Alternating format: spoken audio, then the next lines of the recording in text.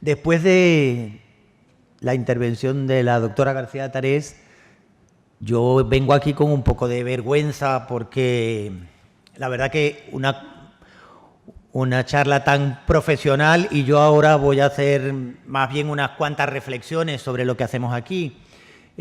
A pesar de que nos plantearon desde los organizadores el mismo título, cada uno referido a los títulos en los que nosotros, el mismo tema, quiero decir, para la comunicación, referido a la titulación que nosotros tenemos en nuestra facultad, pues yo me lo he planteado de manera un poco diferente a como hacía la doctora García Tarés. Sin duda que es ella quien se lo ha planteado como tenía que ser, pero bueno, yo me distingo casi siempre por ser un poco anárquico y me voy a salir de ese corsé en que los organizadores quisieron meterme ahí. Y sobre todo porque yo quiero más que hablar yo, quiero hablar de mis alumnos. Quiero dejar que mis alumnos hablen, darle la voz a mis alumnos. Y eso me pone en un tremendo compromiso. Así que yo os voy a pedir que no hagáis caso de la presentación de Nati y en este momento hagáis abstracción de que es el decano de la Facultad de Educación el que habla y penséis que es un profesor de esta casa y que ha estado habitualmente ligado a esta titulación, de la que he sido incluso coordinador de practicum durante muchos años. Pero, claro, yo quiero decir, quiero ser sincero con quienes me han invitado a hablar aquí. Y no quiero venir a decir que todo es maravilloso, porque no lo es. Al menos yo creo que no lo es. Mis alumnos me dicen que no lo es. Entonces yo tengo que creerles. Y eso no lo debe hacer un decano. No es políticamente correcto que el decano hable un poco mal de su título, pero lo contrario sería ser deshonesto con quienes me han invitado y con quienes están en esta jornada y esperan escuchar qué es lo que ocurre realmente con la formación en audición y lenguaje que nosotros brindamos. Así que yo os pido que hagáis abstracción en este momento de que soy el decano de la facultad y penséis en que soy un profesor simplemente de la casa. Bien, decía, el futuro en nuestras manos, ¿qué herramienta precisan los futuros profesionales de la educación y qué podemos ofrecerles desde la universidad? ¿Cómo me he planteado esto yo?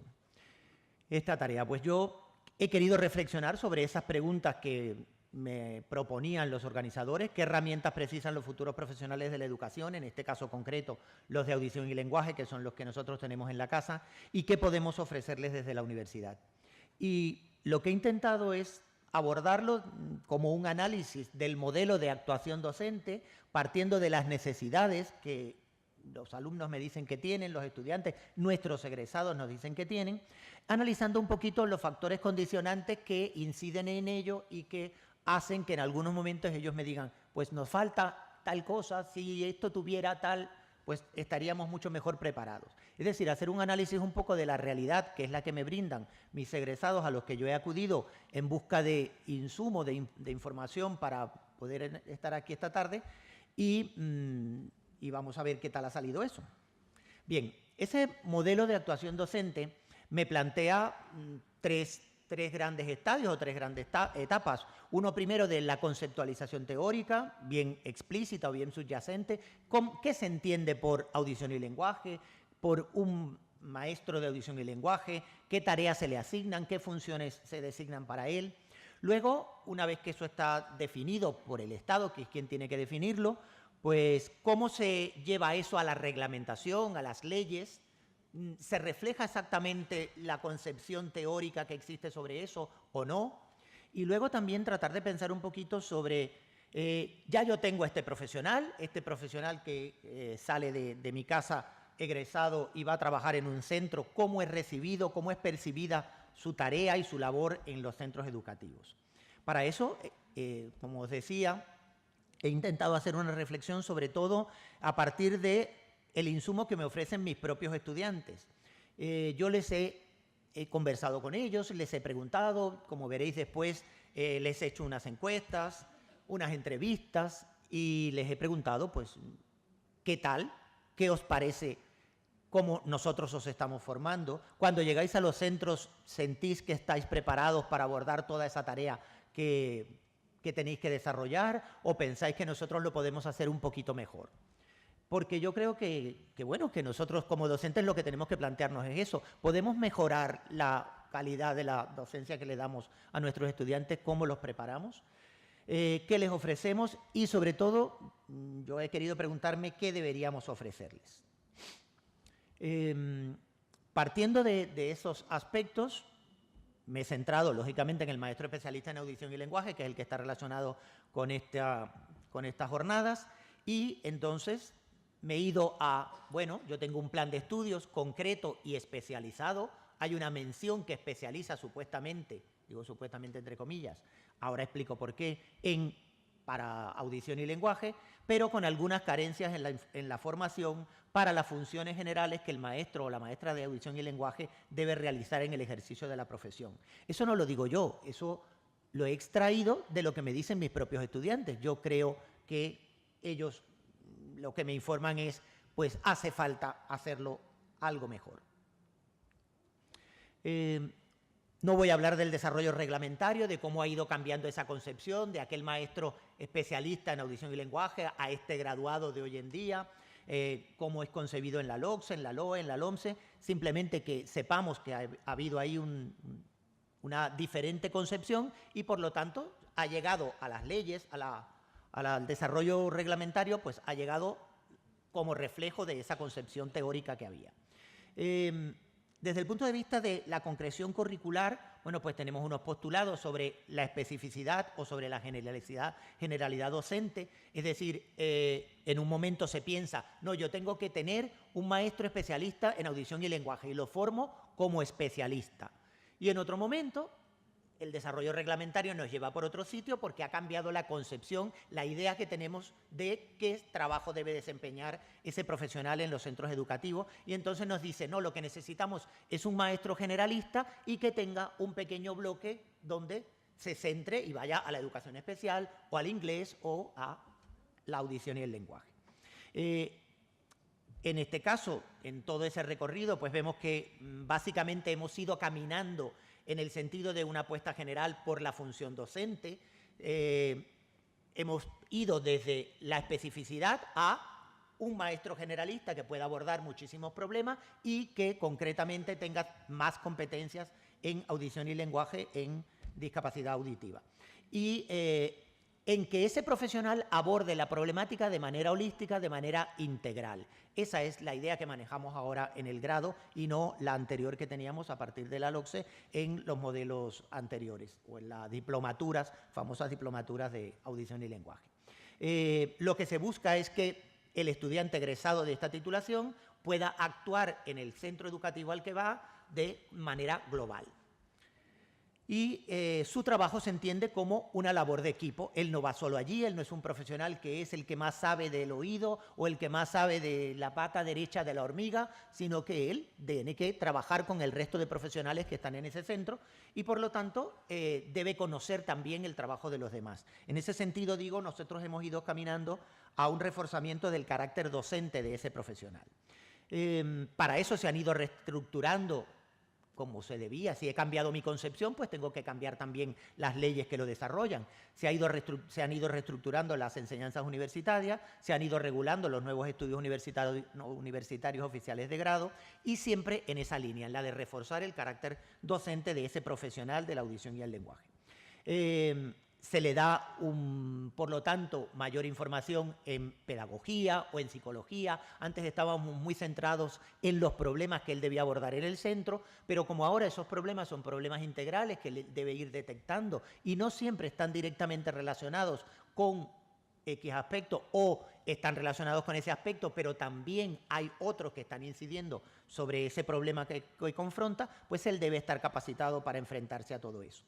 Y a mi juicio, y también al de algunos de mis egresados, yo no los he entrevistado a todos, desde luego, he hecho una selección de algunos, se aborda esa atención a la diversidad desde una perspectiva global, pero se ha perdido especificidad lingüística. Y ahora lo explico. Estas son las asignaturas que constituyen la mención cualificadora para ser un maestro especialista en audición y lenguaje. Ya no se llama así, es un graduado en audición y lenguaje, pero bueno, se supone que ha tenido una formación específica y esa formación específica está centrada en esas asignaturas. Fundamentos psiconeurológicos, psicopatología del lenguaje, evaluación e intervención en los trastornos del habla, evaluación e intervención en los trastornos del lenguaje ISAC, pido perdón a la intérprete por lo rápido que voy, evaluación e intervención en los trastornos de la lectoescritura, y luego un practicum, como decía la doctora García Tarés, igual que en logopedia, y un trabajo de fin de grado igual que todos los títulos tienen.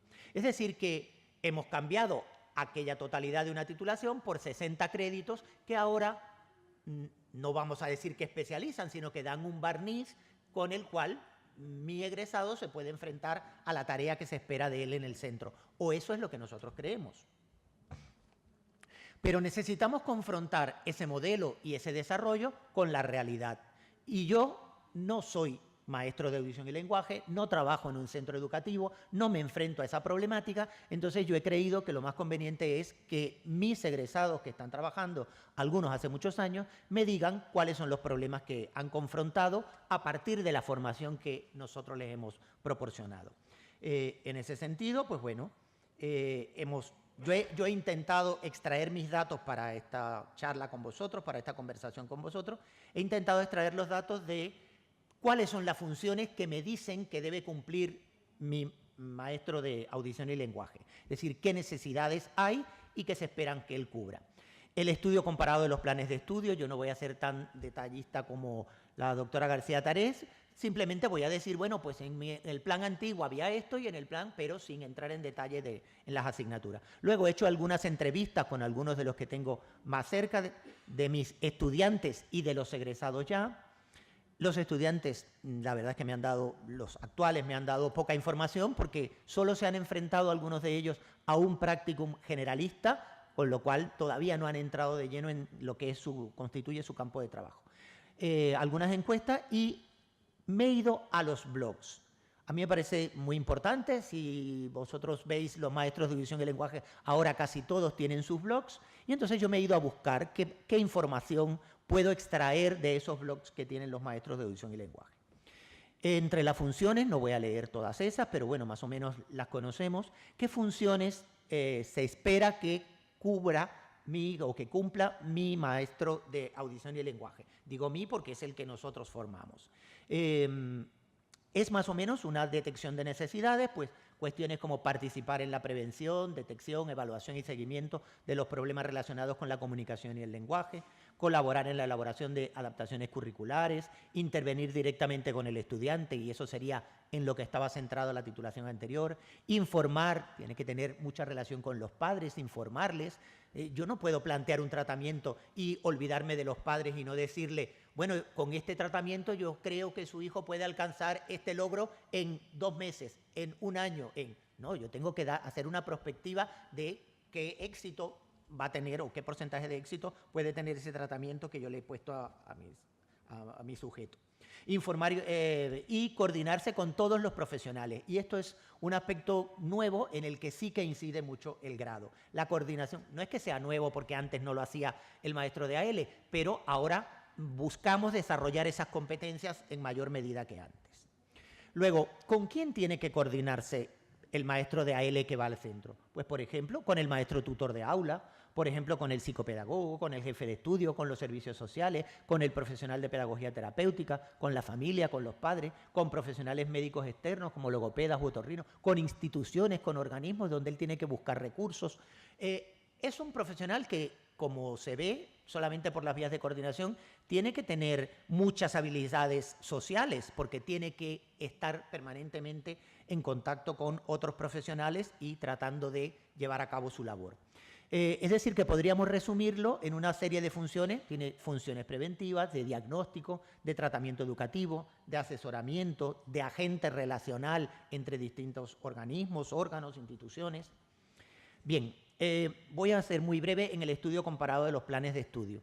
Yo, lógicamente, he tomado el plan de estudio anterior de maestro especialista en audición y lenguaje y el plan de estudios actual, que es esas asignaturas que os he puesto antes, y He comprobado que efectivamente vamos reforzando el carácter docente del profesional de audición y lenguaje y luego hacemos una mención. Antes teníamos toda la diplomatura, los 3 años intentaban formar. No digo que no hubiera contenidos de pedagogía o de psicología, pero la intención era darle una especialización mucho más profunda. Ahora formamos a un docente integral y le damos una mención, esos 60 créditos que habéis visto, en audición y lenguaje.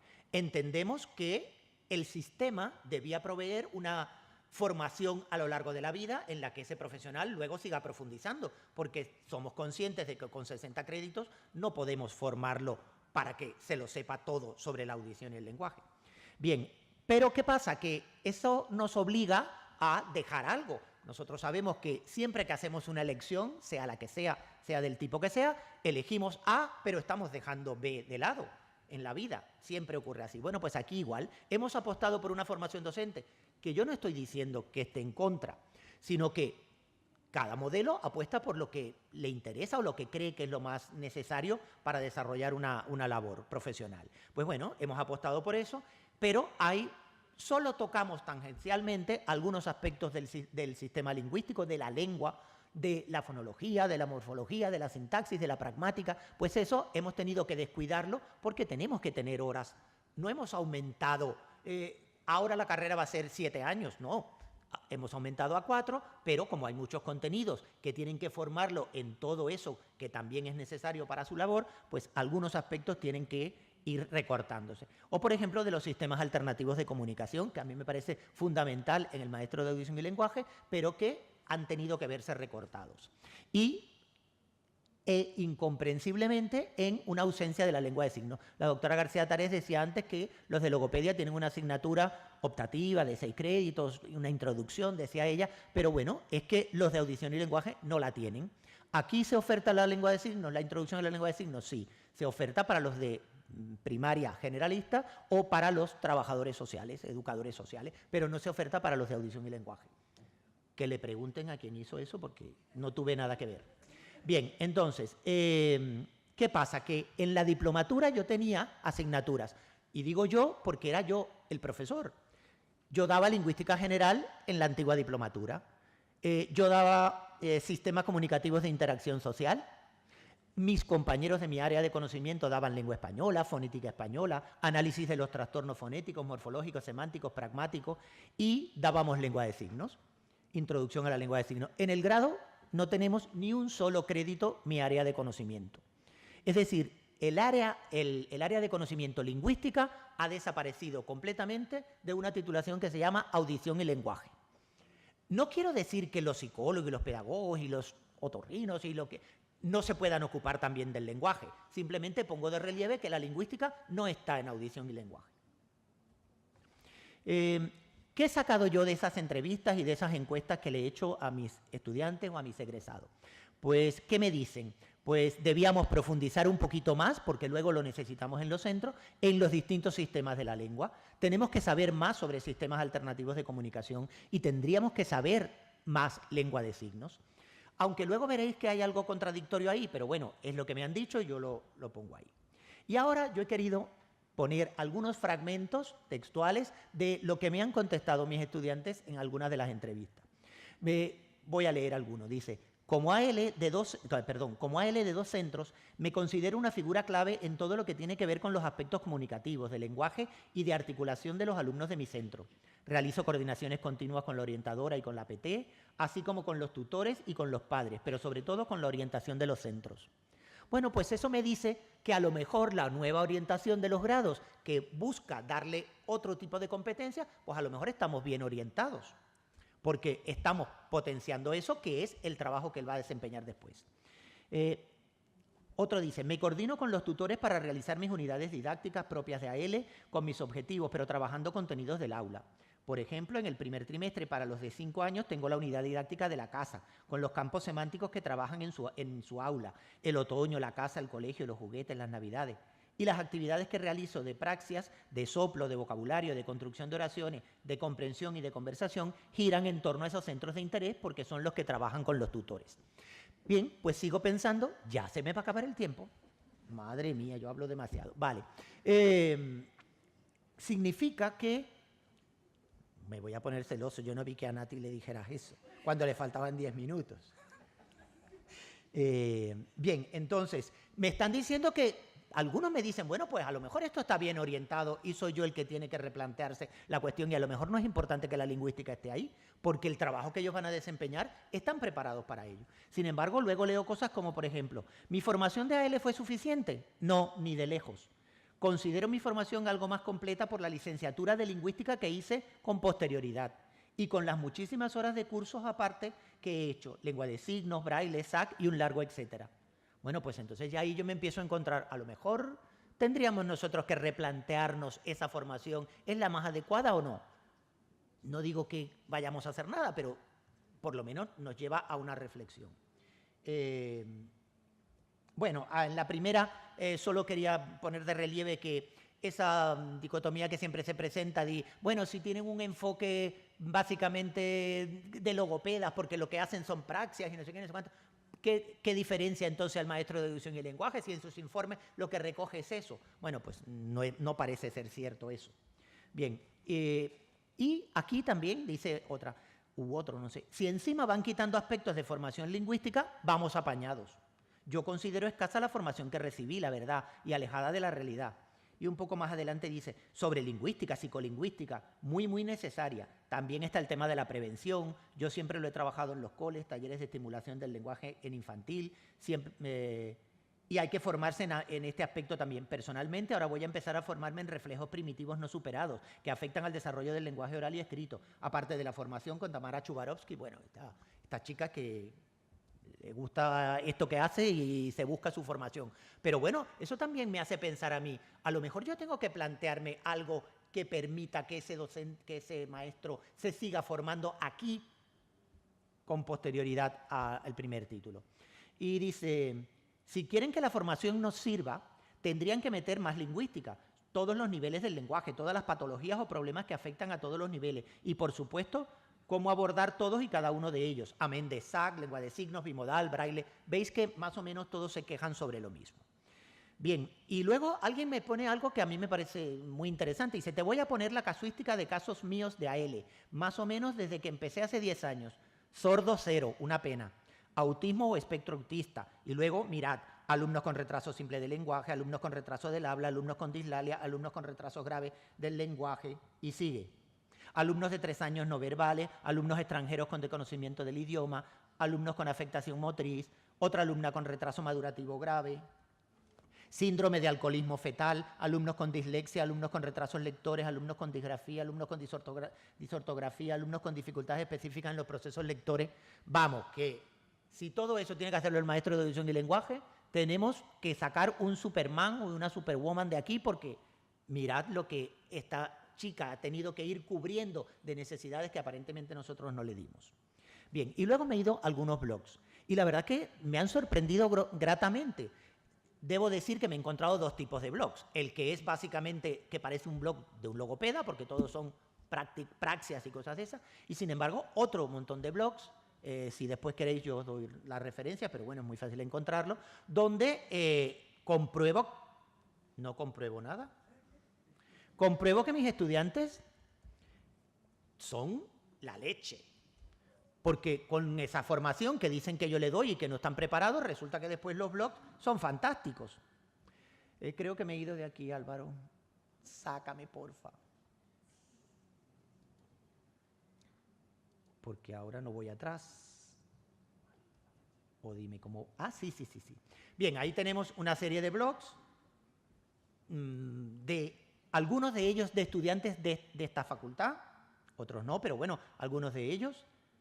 Y yo me voy a uno de una estudiante de esta facultad y me encuentro, bueno, una maravilla. Y si miro los temas que aborda y el número de entradas que tiene cada uno de ellos, pues no sé dónde estoy. Bueno, veis ahí audición y lenguaje, pero veis padre, estimulación del lenguaje, vocabulario, recursos educativos, logopedia, canciones, dislalias, materiales, lengua de signos, lectura, discriminación auditiva, bebé, discapacidad. Entonces, la verdad que sí parece que es necesaria una formación integral, un poco más en la línea de lo que estamos haciendo ahora. Me voy a ir de aquí, no sé cómo. esto de trabajar con un sistema que no es el tuyo es fatal. Bueno, ahí tenéis algunos y ahora voy ya. Entonces, ¿qué es lo que he pensado yo? Bueno, pues tenemos que ser capaces de conjugar la formación que nosotros les damos a partir de las necesidades de los estudiantes, que a veces no lo hacemos en la universidad. Y yo he intentado solventar esa discrepancia entre la realidad y la formación que nosotros les damos, planteándolo desde el desempeño, desde el doble desempeño que hacen mis estudiantes o que deben hacer, el lingüístico y el social. En el lingüístico, ¿qué pienso yo que deben hacer mis estudiantes? Pues un experto en comunicación, fundamental. Un experto en manejo de canales de comunicación. Yo diría que debía ser el coordinador general de lengua en el centro, porque tiene que coordinarse con todos, docente especialista en lo que respecta a su actuación en la intervención específica. Y en lo social, pues tiene que ser un dinamizador social, tiene que ser competente en el manejo de técnicas integradas de comunicación interpersonal, de resolución de conflictos, de trabajo colaborativo, de motivación, de instrucción, de asertividad. Pues todo eso parece que tiene que hacerlo mi egresado si parto del análisis de las necesidades que ellos tienen cuando llegan a los centros. ¿Qué podemos ofrecerles desde la universidad? Pues mejorar esa formación inicial. Yo creo que debe ser un compromiso de todos nosotros, ya que, como decía la doctora García Terés, esto me ha permitido ver que efectivamente nosotros pues estamos cumpliendo. Pues yo creo que nosotros podíamos hacerlo todavía mejor. No digo que lo estemos haciendo mal, y si alguien dice que he dicho eso, lo voy a negar en donde sea, pero porque soy el decano de la facultad y no lo puedo decir. Pero bueno, que creo que lo podemos hacer mejor, evidentemente sí. Creo que debíamos potenciar la formación permanente de calidad, que no la tenemos. ¿Eso debe ser la administración que nos lo diga? Sí, pero bueno, nosotros tenemos posibilidades y canales para llegar hasta esa administración y pedir lo que nosotros necesitamos. Paliar las carencias organizativas, metodológicas y sociales de ese estudiante. Ofrecer alternativas para aplicar conocimientos en la práctica, adaptar aportaciones, generar ideas, reflexionar. Muchas de esas cuestiones ya las tenemos, pero creo que nos han dado un insumo muy importante para que nosotros nos planteemos una revisión de nuestros planes de estudio. Y en ese sentido yo también agradezco mucho a estos invitados porque me han hecho reflexionar sobre eso. Y luego, ya para terminar, había quedado con la doctora Tarés en que íbamos a plantear eso. En estos días en que a nosotros nos dieron un título, nosotros dijimos, bueno, pues vamos a ver si podemos hacer lo mismo. Ya veis que lo de la coordinación no funciona en la universidad porque nos reunimos para coordinarnos y ella ha hecho una cosa y yo otra completamente diferente. Pero en lo que sí nos pusimos de acuerdo es, bueno, mi estudiante cuando llega, y el suyo también, parece como que necesita algunas cuestiones de la otra titulación. Bueno, pues a lo mejor resulta que puede ser interesante plantearnos en un futuro una doble titulación, como hay tantas ahora en la Universidad de Valladolid, una que tenga logopedia y audición y lenguaje, o audición y lenguaje y logopedia. Y que eso tiene que ser en el nivel de grado, pues no lo sabemos. Que tiene que ser un máster después de que ya nuestros egresados sean logopedas o maestros de audición y lenguaje, pues ya veremos. Pero yo creo que también en ese sentido tenemos que agradecerle a los organizadores porque nos han permitido reflexionar sobre eso y buscar la posibilidad de plantearle a la universidad una doble titulación que complemente la formación y que cuando nuestros alumnos salgan de aquí realmente sean competentes para todo eso que les demanda la realidad. Eso es una bibliografía y luego, pues nada, muchísimas gracias por vuestra asistencia, por vuestra atención, por vuestra paciencia. Y